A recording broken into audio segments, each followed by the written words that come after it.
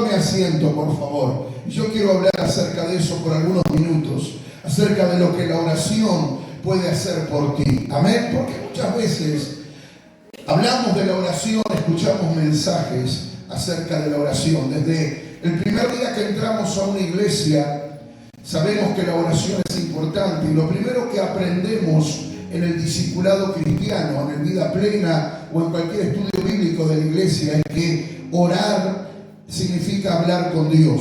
Amén. Y que no se puede tener comunión con el que no se habla, ¿verdad? Todos sabemos que orar es hablar con Dios, que orar es necesario, que orar es poderoso, que orar mueve la mano de Dios. El problema es que sabemos, pero no hacemos. Hay mucha gente que no ora. Hay gente que ora solamente en la iglesia. Hay gente que espera el domingo para venir a orar, ¿verdad? Hay gente que dice: yo no oro, pastor, porque no sé orar, porque no me salen las palabras, porque me aburro, porque me duermo. Y si hay algo que el diablo quiere robarte, justamente es tu tiempo de oración. Es que tú no hables con Dios, para que tú seas un cristiano débil, una persona fracasada, hundida en la depresión, en la enfermedad, en el pecado. El diablo te va a robar la oración. Pero cuando un creyente ora, cuando un hombre o una mujer ora, se hace fuerte y poderoso en Dios. ¿Cuántos dicen amén a esa palabra? Por eso tenemos que pasar más tiempo con Dios. Toque al que está al lado suyo y dígale: tenés que orar más, tenés que pasar más tiempo con Dios, ¿verdad? Obviamente que al principio usted se va a aburrir. Al principio usted se va a cansar. Al principio usted va a orar 2 o 3 minutos y va a decir: ¿y ahora qué digo? Amén. Pero todo tiene que ver con un ejercicio espiritual. Más tiempo usted pasa con Dios y más usted aprende a amar a Dios, más provecho le saca la oración. ¿Cuántos dicen amén? Gloria. Y cuando usted comienza a ver el resultado de esa vida de rodillas, cuando usted comienza a ver el resultado de la oración, cuando usted empiece a sentir la respuesta de Dios, cómo Dios abre caminos, cómo Dios restituye, cómo Dios se mueve, usted va a decir: no puedo dejar un solo día de hablar y de orar con Dios, porque orar trae victoria en mi vida. ¡Aleluya!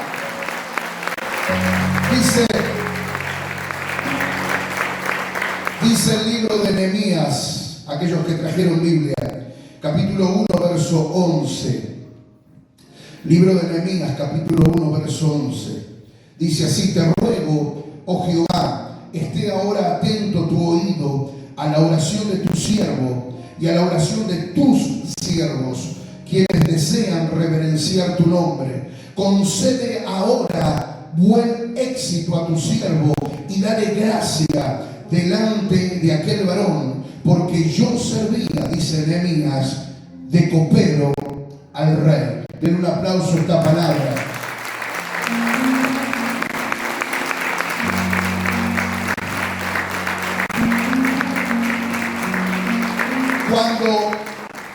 Cuando Nehemías hace esta oración, él dice: yo era copero. Él era un simple esclavo en Babilonia. Su tierra había sido devastada, Jerusalén había sido prendida a fuego, las casas estaban todas destruidas y el templo también había sido destruido. En aquella invasión sus padres murieron, su familia obviamente también pereció, y él fue llevado desde muy muchachito a una tierra extraña, Babilonia, el reino de Babilonia, un lugar con costumbres tan diferentes a las costumbres del pueblo de Dios, un lugar lleno de idolatría, un lugar lleno de inmoralidad, un lugar lleno con un idioma distinto, con una costumbre absolutamente distinta. Pero aún estando esclavo Nehemías en Babilonia, él nunca perdió su conexión con Dios. Amén. Porque es en los tiempos difíciles, es en los tiempos de crisis, donde nosotros más tenemos que tomarnos de las manos del Señor.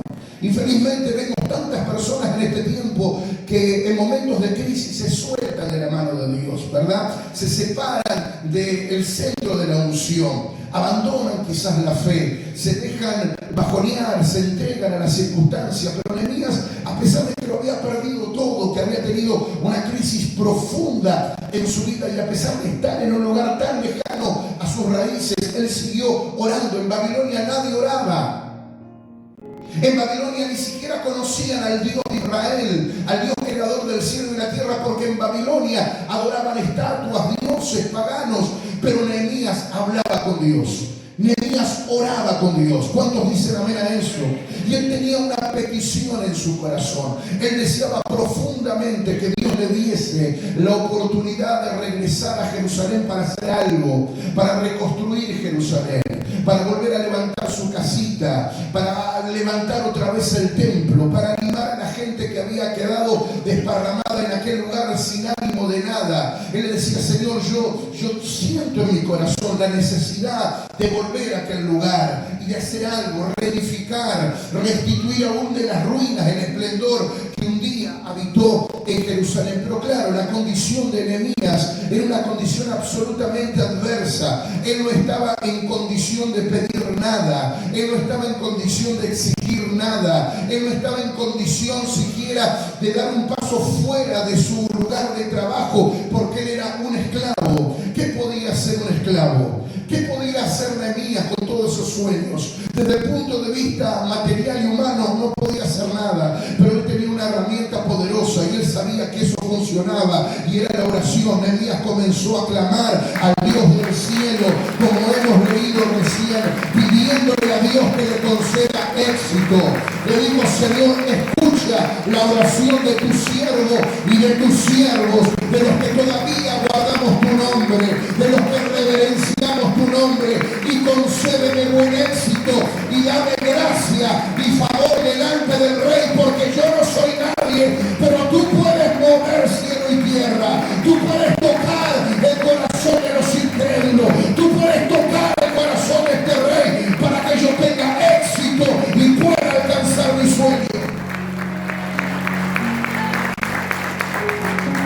Por eso hay algo poderoso que Dios nos enseña hoy a través de esta palabra, que cuando todas las puertas se cierran, usted tiene que orar. Amén. Cuando todo parece imposible, usted tiene que orar. Cuando no hay recursos, ore. Cuando no hay fuerza en usted, ore. Cuando usted siente que su sueño es imposible, ore. Cuando usted ve el éxito como algo muy lejano, ore. Cuando usted no tiene a nadie que le apoye para alcanzar lo que usted quiere alcanzar, ore, respáldese en la oración, porque Dios va a mover cielo y tierra. Dios va a tirar ángeles en su favor.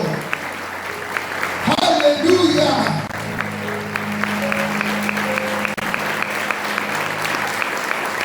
Gloria a Dios. Y Nehemías empezó doblando rodillas, simplemente orando. Todos los días Nehemías oraba y le decía: Señor, concédeme este sueño, concédeme éxito, concédeme favor. Pero ¿sabe qué? Él hablaba de su problema con Dios.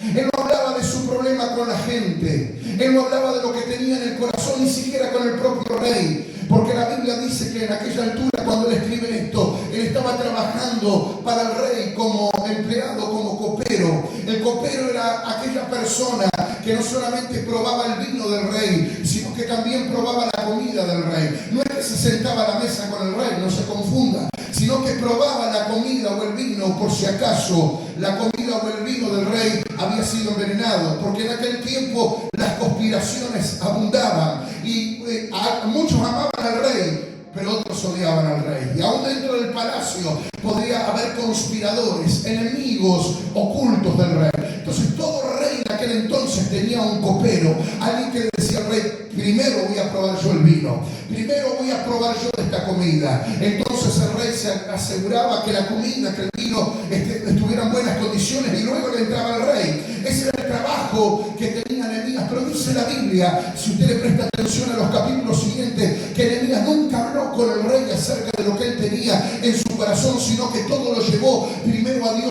en oración. ¿Cuántos dicen amén? Gloria a Dios. ¿Sabe por qué? Porque él no estaba confiando en el hombre, él no estaba confiando en los recursos terrenales, él estaba confiando en el Rey de Reyes y Señor de Señores. Su confianza no estaba puesta en el hombre, su confianza no estaba puesta en el gobierno, su confianza no estaba puesta en el dinero, su confianza estaba puesta en Dios. Dios tiene que ser el primer recurso, no el último. Si hay algo que nos enseña esta palabra, es que Dios tiene que ser nuestro primer recurso, no el último. Hay gente que ora como último recurso. Hay gente que viene a la iglesia iglesia como último recurso. Hay gente que se entrega a Cristo como último recurso. Dice, bueno, ya no me queda nada, ya probé todo, ya intenté todo, ya fui por todos los lugares, ya le pedí ayuda a medio mundo y no conseguí nada. Ahora voy a probar con esto. Gloria a Dios y bendito sean los problemas que te trajeron aquí, aunque sea como último recurso. Pero de hoy en adelante no te olvides de poner a Dios en primer lugar en tu vida y de que Dios sea lo primero a levantarte y a acostarte, porque Él es el alfa y el omega, Él es el principio y el fin, el primero y el último, el que abre y el que cierra. Aleluya, tú tienes que aprender a depender de Dios, porque la gente te va a fallar, el hombre te va a fallar, el jefe te va a fallar, el pastor te puede fallar, pero Dios nunca falla, gente. Él permanece fiel. Si ese aplauso es para Cristo, que se oiga bien fuerte ese aplauso.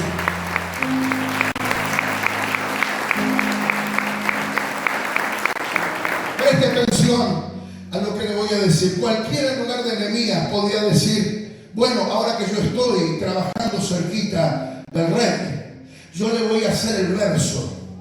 Los cristianos, digo, los argentinos, los cristianos también. Pero más que nada los argentinos somos especialistas en el tema del verso, ¿no? Hacer el verso, hacer el cuento, llorar. El que no llora, no mama. Dice el tango, visionario, 1930, ¿no? Por allí se escribió ese tango. El que no llora, no mama. Nehemías podía decir, estoy cerquita del rey. Le voy a hacer el entre, le voy a hacer el cuento, le voy a hablar, le voy a llorar, le voy a tocar el corazón. Voy a usar de alguna que otra artimaña, algún recurso. Pues siempre por ahí tenemos un as debajo de la manga, alguna lagrimita, alguna exageración. Nehemías podría haber dicho, voy a tocar el corazón del rey para que él se incline a mi favor, pero no lo hizo. No lo hizo. Todo su problema lo llevó a Dios en oración. ¿Cuánta gente hay, verdad, que cuando tiene un problema habla con fulano, habla con mengano, se entera todo el mundo menos Dios? Habla con el vecino, habla con el político, habla con el verdulero, habla con el carnicero, habla en media hora en la esquina. Pero usted le pregunta a esa misma persona, ¿oraste? No, no tengo tiempo. Porque Dios está ahí en el fondo como último recurso. Hay algunos que confían más en lo que pueden sacar haciendo la fila en el centro cívico o en la municipalidad que orando a Dios. Y yo no digo que Dios no pueda poner hombres, políticos, gente, porque ahora lo vamos a ver en esta historia. Claro que sí, que Dios lo puede hacer. Pero no tiene que ser nuestro primer recurso. No tenemos que ir nosotros con argumentos humanos a ver a quién le podemos tocar el corazón. Capaz que hoy está de buen humor mi suegra y me tira una naranja.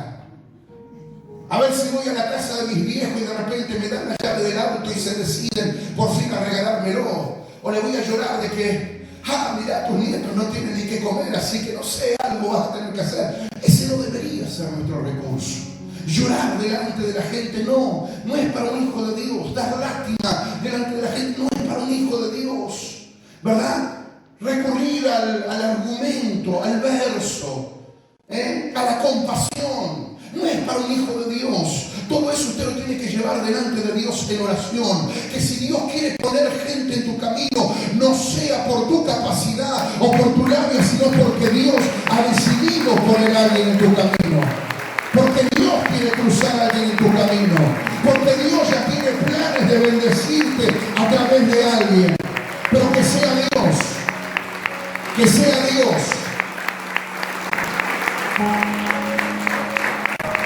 Amén. ¿Sabe lo que pasó? Nehemías un día, como tantos días, estaba trabajando para el rey como copero y entra a la recámara real, al comedor real o a la cocina real donde se sentaba el rey para probar la comida y el vino. Y el rey le hace una pregunta. Le dice, Nehemías, te noto decaído en el semblante, te noto preocupado, te noto triste. Significa que todos los demás días Nehemías, a pesar de lo que él tenía en su corazón y de la condición de vida que llevaba, él nunca reflejó amargura, ni tristeza, ni dio pena, ni buscó lástima. Él trabajaba siempre con la mejor onda. Él entraba allí ir a la habitación del rey siempre con la mejor onda. Nunca habló de sus problemas, nunca habló de lo que le pasaba, nunca desnudó su corazón delante de cualquier mortal. Él iba a Dios en oración. Pero ese día las cosas iban a ser diferentes porque Dios tenía un plan. El rey le pregunta, no es que él le dice, el rey le pregunta: Nehemías, ¿te pasa algo? ¿Te puedo ayudar en algo? Entonces Nehemías entendió que aquello venía de parte de Dios y le dice: rey, hace tiempo que yo tengo en mi corazón esta y esta preocupación. Ahí hay parentela, ahí hay paisano, ahí en Jerusalén están mis raíces, ahí está el lugar donde yo nací, pero yo sigo recibiendo noticias de que la gente está en oprobio, que el lugar está todo derrumbado, que ese lugar es cueva de zorra y de animales del monte. Yo quiero ir a ese lugar y reedificar ese lugar. ¿Y sabe lo que aconteció a partir de aquel día? Dios le dio favor a Nehemías delante del rey y el rey comenzó a abrir las puertas, el rey comenzó a bendecirlo, el rey comenzó a coronarlo de favores y de misericordias. Aleluya. Y lo que él tanto había pedido en oración ahora se estaba materializando. Aleluya.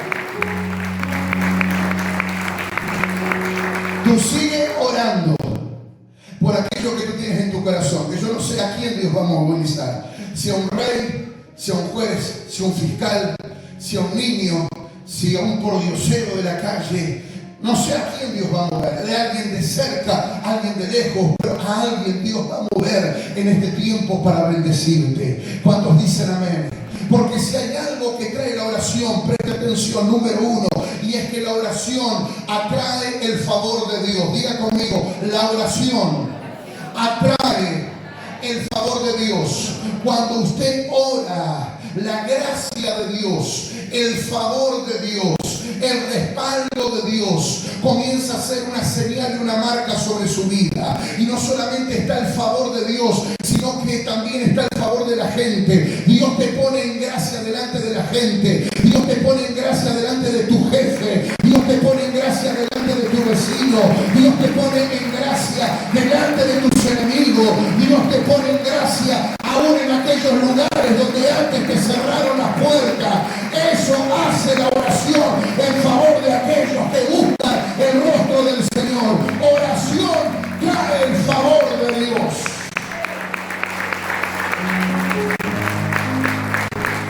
Oración trae favor de Dios. Nehemías jamás, ni en el mejor de sus sueños, hubiese imaginado lo que estaba a punto de acontecerle. El rey comienza a decirle: ¿por qué no me lo dijiste antes, Nehemías? Acá estoy, sí, me parece fantástica la idea. Vamos a Jerusalén, vamos a reedificar ese lugar. Vamos a levantar esas casas de nuevo. Y yo voy a hacer cartas para respaldarte y para que nadie en tu camino te ponga trabas. Y te voy a dar los recursos necesarios. Y te voy a dar los materiales necesarios para reconstruir aquel lugar. Esto es favor de Dios. Dios va a tocar aún a los incrédulos, aún a aquellos que no conocen a Cristo, para bendecirte. Tu negocio va a tener el favor de Dios. Tu emprendimiento va a tener el favor de Dios. Tu mirada va a tener el favor de Dios. Aleluya. Todo lo que hagas y emprendas a partir de este día va a ser coronado por el favor de Dios. ¿Tú lo crees? Aleluya. Cuando está el favor de Dios, las puertas se abren. Cuando está el favor de Dios, la gente te dice sí. Cuando está el favor de Dios, Dios te pone adelante. Cuando está el favor de Dios, dejas de remar contra la corriente. Dejas de sentirte solo. Cuando está el favor de Dios, no vaya a confundirse. No digo que no vaya a haber obstáculos. Claro que los va a haber. Pero tú sientes que el favor de Dios te impulsa, te da fuerza, te lleva para adelante. Que todos los días va a presentar un nuevo afán. Pero tú superas el día a día y sigues para adelante. Nadie te detiene. Puedes vencer la envidia, puedes vencer la maldad, puedes vencer la enfermedad, puedes vencer a los pisadotes, a los profetas del desastre. Que tú sigues adelante porque está el favor de Dios. Está el favor de Dios.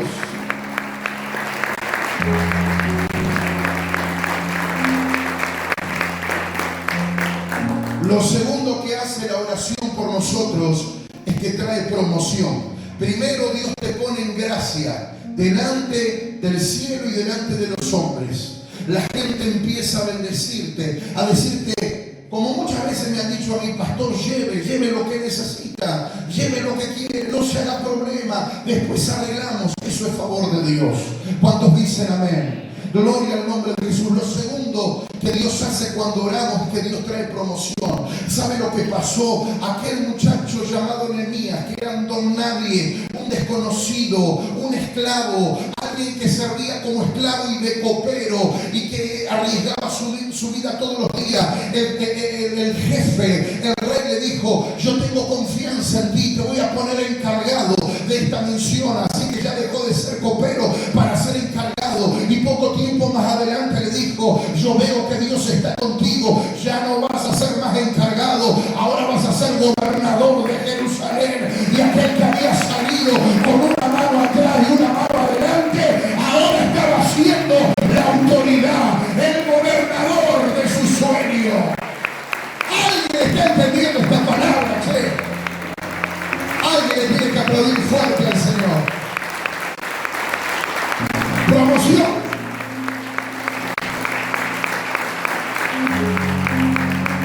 Cuando tú oras, Dios te promueve. Cuando tú oras, Dios te promueve. Cuando tú oras, tu jefe dice que lo tienes merecido. Viene el aumento, viene la categoría. Y aunque tus compañeros se pongan verde de la envidia, va a venir promoción. Cuando tú oras, Dios te pone por cabeza y nunca más vas a hacer cola. Cuando Dios te promueve, Dios te ensalza, Dios te levanta aún delante de tus enemigos, aún delante de tus detractores, de aquellos que planificaron tu mal, de aquellos que buscaban verte arrastrado, verte miserable y no levantarte nunca más del polvo. Ahora, distinto es, hay personas que se autopromueven, hay personas que no esperan el tiempo de la promoción de Dios, no esperan el tiempo de Dios, ¿verdad? Y usted se da cuenta que están exhibiéndose, que tocan su propio tambor, que son movidos por el ego, movidos por el orgullo, que tienen el yo, porque yo esto, porque yo aquello, porque yo, Dios me usa, y porque yo tengo que imponer las manos, y porque yo soy importante en la iglesia, y porque yo esto, y porque a mí Dios me usa de esta manera. Hay gente que se autopromueve, pero la Biblia dice, aquel que se ensalza será humillado, pero el que se humilla delante de Dios, ese va a ser levantado. Tú no te tienes que promover a ti mismo, tienes que dejar que Dios te promueva, que Dios te ponga en gracia, que Dios te ponga en alto. Siéntate en el último lugar y Dios te va a decir, yo te quiero adelante. ¡Aleluya!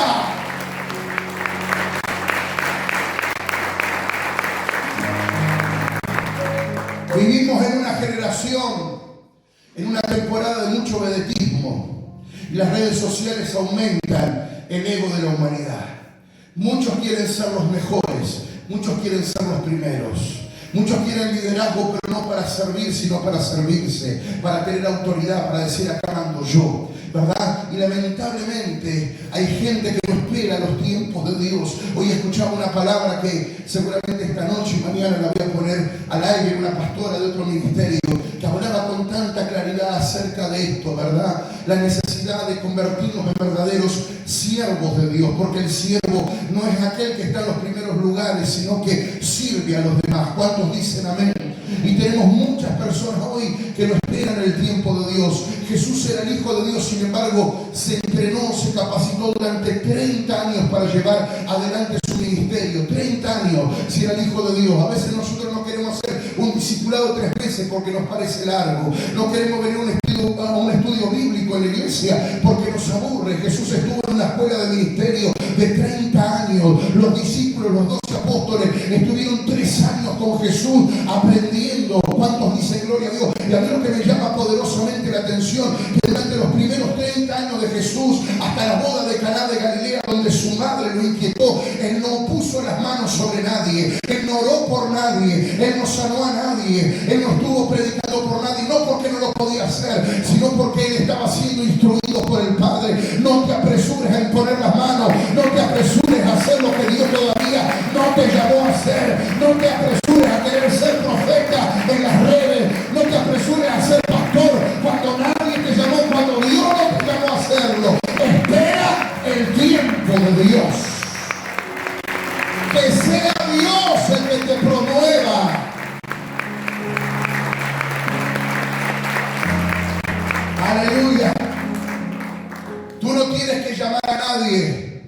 ese alguien te va a llamar a ti. Amén. Quizás hay personas aquí que hasta el día de hoy estuvieron insistiendo, golpeando, tocando, llamando. Ay, que fulano, ay, que Mengano me tiene que dar, me tiene que hacer, me tiene que honrar. Ya no toques más a nadie. Deja que Dios te promueva. ¿Cuántos dicen amén?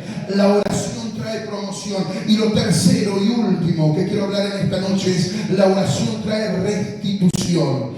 Nehemías oró cuando no era nadie y cuando no tenía nada, y cuando ese sueño estaba lejano y yo diría casi imposible de verse concretado, pero él oró confiando y Dios le dio el poder de la restitución, porque él volvió a Jerusalén y reedificó de las ruinas aquella ciudad, volvió a levantar su casa, levantó los muros de la ciudad, levantó la plaza de la ciudad y colaboró en la reconstrucción del templo, y la gloria postrera sobre aquella casa fue mayor que la primera.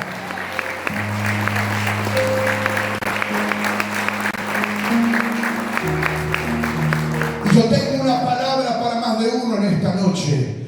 Dios te va a restituir lo que el ladrón te quitó. Dios va a restituir en tu mano todo lo que el enemigo te quitó, todo lo que el enemigo arruinó, todo lo que el enemigo rompió, todo lo que el enemigo destruyó, todo lo que tu enemigo prendió fuego. Dios te lo va a restituir. Vas a levantarte con la unción de Nehemías, vas a reconstruir y lo vas a lograr en tiempo récord.